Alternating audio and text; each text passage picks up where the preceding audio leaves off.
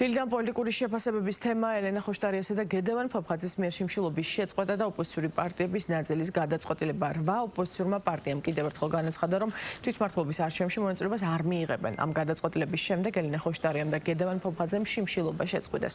ოპოზიციური პარტიების ნაწილის განცხადება საზოგადოებას პარლამენტის წინ დროას ლიდერმა ელენა ხოშტარიამ გააცნო. მათი თქმით, სისტემის დასამარცხებლად უკომპრომისო ბრძოლას აპირებენ. განცხადებას ხელს აწერენ პარტიები, თავისუფლების მოედანი, ევროპული საქართველო, ერთიანი ნაციონალური მოძრაობა, სტრატეგია აღმაშენებელი, ახალი გირჩი, მეტი თავისუფლება, დროა, ფედერალისტები. გახარია საქართველოსთვის კვლავ აცხადებენ, რომ არჩევნებში მონაწილეობის გადაწყვეტილებას არ შეცვლიან. ლელოს საბოლოო გადაწყვეტილება კი ჩაერთვებიან თუ არა საარჩევნო პროცესში, ამ დრომდე ცნობილი არ არის, მანამდე პარტია ამ საკითხთან დაკავშირებით ოპოზიციას კონსულტაციებისკენ მოუწოდებდა. კარგია რომ შეწყვიტეს. ალბათ ჯობდა არც დაეწყოთ.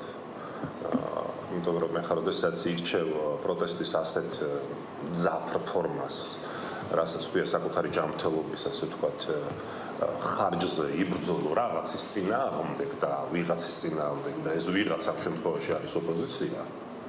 ეს როგორც მინიმუმ ჩვენთვის თავიდანვე გაუგებარი იყო. ოცნებასაც არ უნდა, რომ აი ამ მოთხრობა არ გადალახულმა პარტიამ მიიღოს მონაწილეობა არჩევნებში.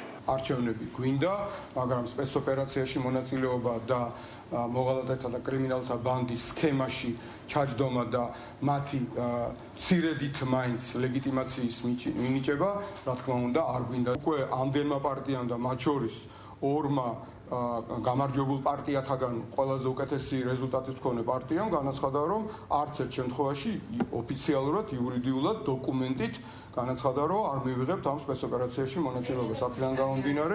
აქედან გამომდინარე, ელენა ხოშტარიას რაც უნდოდა, ჩემი აზრით, აბსოლუტურად ლოგიკურად ის არის, სწორედ ის მიზანი არის მიღწეული. ჩვენ ვიცოდით, რომ ეს პოლიტიკური სუბიექტები იყვნენ ბოიკოტის მომხრე და ჩვენ ეს კიდევ ერთხელ მოვისმინეთ, ასე რომ ახალი ისე არაფერი არ მოგვისმენია.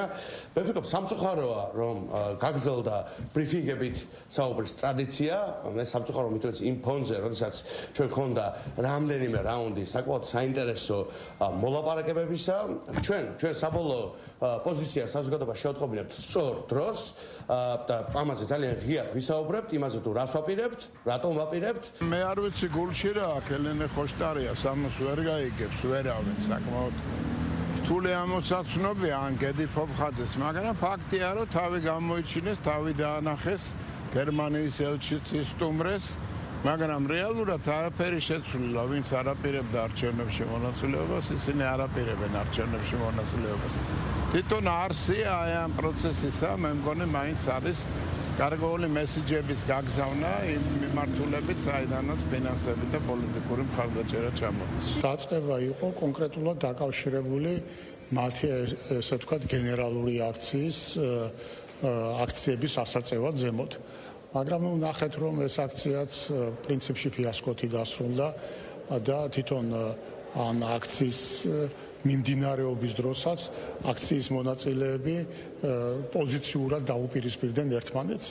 ამიტომ ამ შიმშილობასთან, რომელიც მიმართული იყო ოპოზიციური პარტიისა, მეორე ოპოზიციური ფლანგის მიმართ, რაღაცნაირი ნონსენსი არის. პარტია ვართო ვინც არ მივიღებთ მონაწილეობას, კარგია კოალიცია კიდევ ერთხელ დაშალეს, ეხლა რომ გაებევრებინათ რაღაცნაირად ხან ერთად ახსენებენ კოალიციებად, შემდეგ და როცა რაოდენობა სჭირდება, დაშლიან ხოლმე და ცალ-ცალკე პარტიად ასახელებენ, 8 თუ არ მიიღებს, 20 მიიღებს. ასე რომ ეს საერთოდ არანაირი კავშირი ამას არ აქვს არჩევნებთან, მათი სურვილი და გადაწყვეტილება მიიღებენ თუ არა მონაწილეობას, მასაც არაფერი შეეტყო ფიზიკურად, რომ იშიმშილა, ქვეყანასაც არაფერი შეეტყო, რომ იშიმშილა და ოპოზიციასაც არაფერი შეეტყო, რომ იშიმშილა. სადაც იყვნენ 3 დღის წინ, იქ არიან დღესაც.